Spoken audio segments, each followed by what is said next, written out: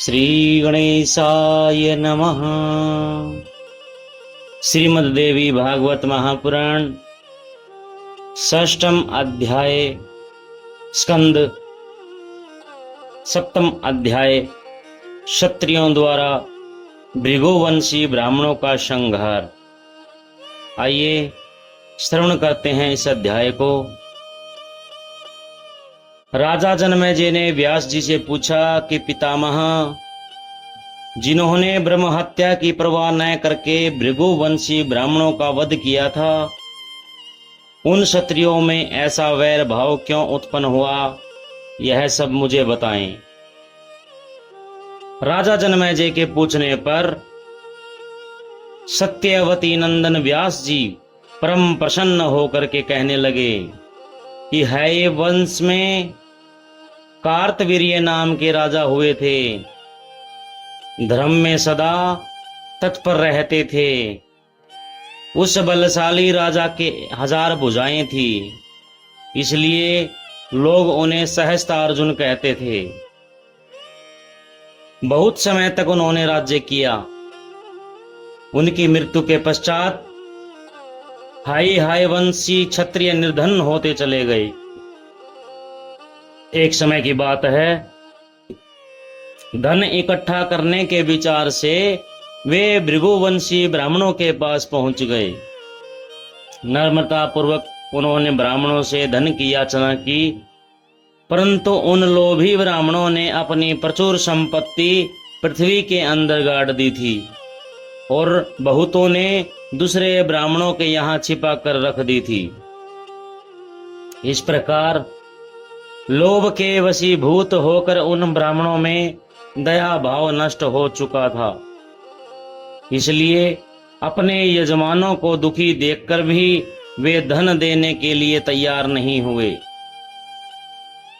बहुत से हाय वंशी प्रधान क्षत्रिय जो धन के अभाव में महान कष्ट भोग रहे थे, द्रव्य प्राप्ति के लिए भृगुवंशीय ब्राह्मणों के आश्रमों में जा पहुंचे। उन्होंने देखा कि ब्राह्मण अपने आश्रम छोड़ करके चले गए हैं। तब उन क्षत्रियों ने द्रव्य प्राप्ति के लिए वहां की जमीनों को खोदना प्रारंभ कर दिया। उन जमीनों में गाड़े गए खजाने मिलते चले गए।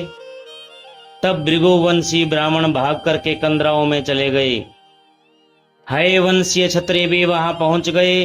भृगुकुल का संहार करते हुए वे उस भूमंडल पर घूमने लगे। वे हत्यारे क्षत्रिय पाप करने पर भी तुले हुए थे।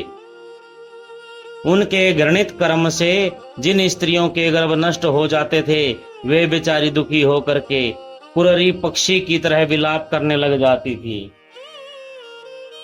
व्यास जी कहते हैं, राजन, जब हाय वंशी क्षत्रिय भार्गव वंश की औरतों को अपार दुख पहुंचाने लगे, तब वे डर करके जीवन से निराश होकर हिमाचल पर्वत पर चली गई। वहां पर नदी के तट पर उन्होंने मिट्टी की गौरी बना करके स्थापना की और निराहार रह करके उसकी उपासना करने लगी। एक दिन उन स्त्रियों को सपन में भगवती देवी ने दर्शन दे दिए। उनसे कहा कि तुम लोगों में से किसी एक स्त्री की जांग से एक पुत्र पैदा होगा। मेरा अंश वह पुरुष तुम लोगों का कार्य संपन्न करेगा। नींद खुलने पर वे स्त्रियां बड़ी प्रसन्न हुई। उनमें से एक स्त्री ने गर्भ धारण किया। उसका हृदय भी भय से ग्रसित था। वंश वृद्धि के लिए वह वहां से भाग गई। क्षत्रियों ने उन्हें देख लिया।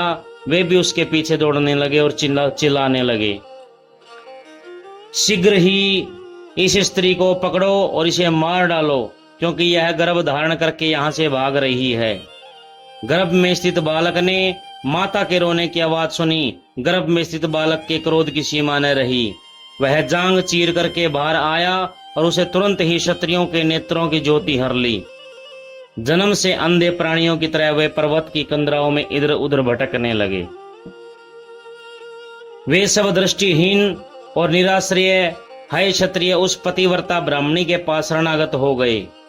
व्यास जी ने राजा जनमेजय से पूछा, राजन, मैं तुम्हें हयों की उत्पत्ति का इतिहास बताता हूं। एक बार भगवान विष्णु ने लक्ष्मी जी को घोड़ी पर बन जाने का श्राप दे दिया। उनकी प्रत्येक लीला में रहस्य छिपा रहता है जिसे वे स्वयं ही जानते हैं। श्री लक्ष्मी जी को इसे दुख तो बहुत हुआ, परंतु वे भगवान को प्रणाम करके उनकी आज्ञा लेकर मृत्यु लोक में वहां पर आ गई, जहां सूर्य की पत्नी ने पूर्व समय में बड़ा भारी तप किया था। वहां पर भगवती लक्ष्मी घोड़ी का रूप बना करके शंकर जी की एकाग्र मन से ध्यान करने लगी। देवताओं के हिसाब से 1000 वर्ष तक उनकी तपस्या करने लगी। 3 नेत्र वाले भगवान शंकर तदंतर प्रसन्न होकर के बैल पर बैठकर पधार चुके, उन्हें साक्षात दर्शन दे दिए। भगवान शिव ने अपने गणों सहित वहां पहुंचकर उनसे कहा कि हे सिंधुजे, ऐसे देवेश्वर विष्णु को छोड़कर तुम मेरी उपासना किस लिए कर रही हो? लक्ष्मी जी ने कहा कि मेरे पतिदेव ने मुझे श्राप दे दिया है, आप उस श्राप से मेरा उद्धार करने की कृपा करें। भगवान शिव ने मधुर स्वर में उन्हें आश्वासन देते हुए कहा कि धैर्य धारण करो, मैं आपकी तपस्या से परम संतुष्ट हूँ। तुम्हारे पतिदेव विष्णु जी तुम्हें अवश्य मिलेंगे। वे मुझसे प्रेरित होकर तुम्हारी कामना पूरी करने के लिए अश्व का रूप धारण करके यहाँ पर आएंगे। आप उनके जैसे पुत्र की जननी बनोगी। तुम्हारे पुत्र के सम्मुख सभी लोग मस्तक झुकाएंगे और वह इस भूमंडल का राजा बनेगा। पुत्र के जन्म के पश्चात तुरंत फौरन अपने पतिदेव विष्णु के साथ वैकुंठ में चली जाओगी। तुम्हें उनकी प्राण प्रिया बनकर रहने का सौभाग्य फिर से प्राप्त हो जाएगा। तुम्हारा वह पुत्र एक वीर नाम से ही प्रसिद्ध होगा। व्यास जी कहते हैं, इस भांति लक्ष्मी जी को वरदान प्रदान करके भगवान शिव शंभु पार्वती माता सहित अंतर ध्यान हो गए। भगवान शंकर ने परम बुद्धिमान चित्र रूप दूत बनाकर लक्ष्मी जी का कार्य सिद्ध करने के लिए वैकुंठ में भेज दिया। दूत ने वैकुंठ में पहुंचकर विष्णु जी से कहा कि मुझे भगवान शंकर ने यहाँ भेजा है, मैं उनका संदेश लाया हूँ। उन्होंने यह कहलाया है कि प्रभु, आपकी भार्या लक्ष्मी देवी यमुना और तमसा नदी के संगम पर तपस्या कर रही है। संपूर्ण इच्छाओं को पूर्ण करने वाली वे देवी घोड़ी का रूप धारण करके उस समय वहां पर पधारी हुई हैं।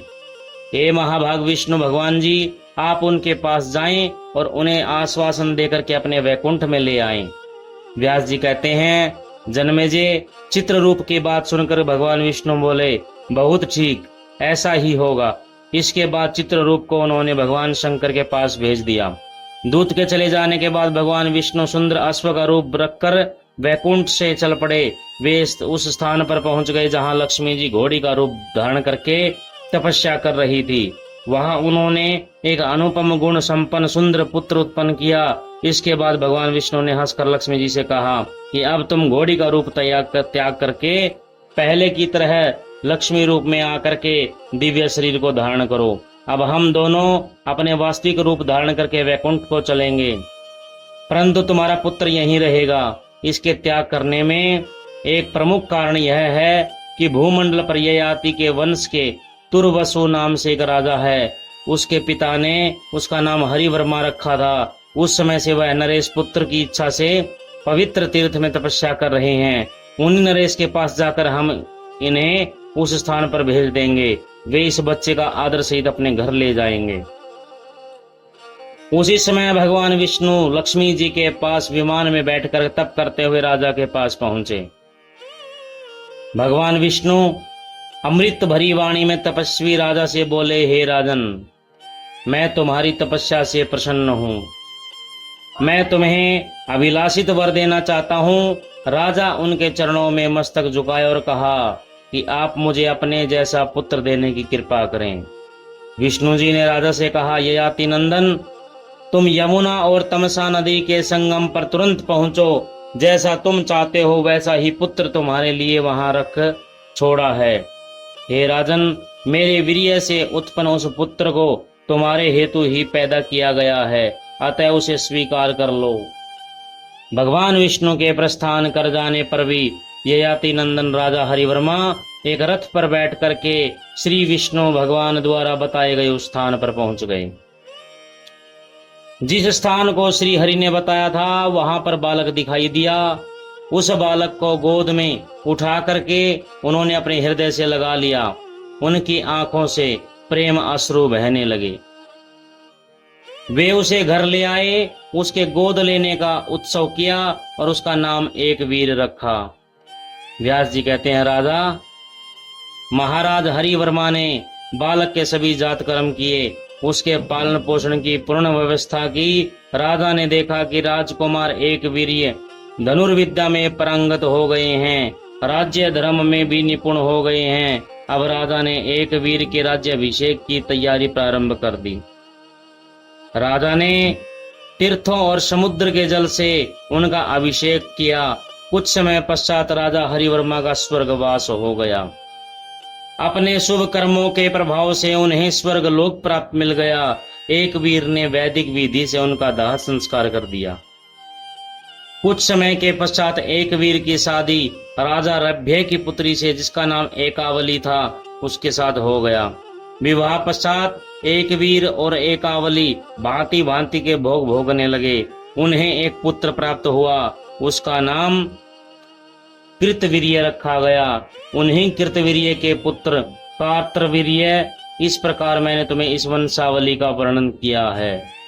जयकारा शेरावाली का बोल साचे दरबार की जय। तो इस प्रकार यहाँ पर छठवां स्कंद यहाँ पर समाप्त होता है।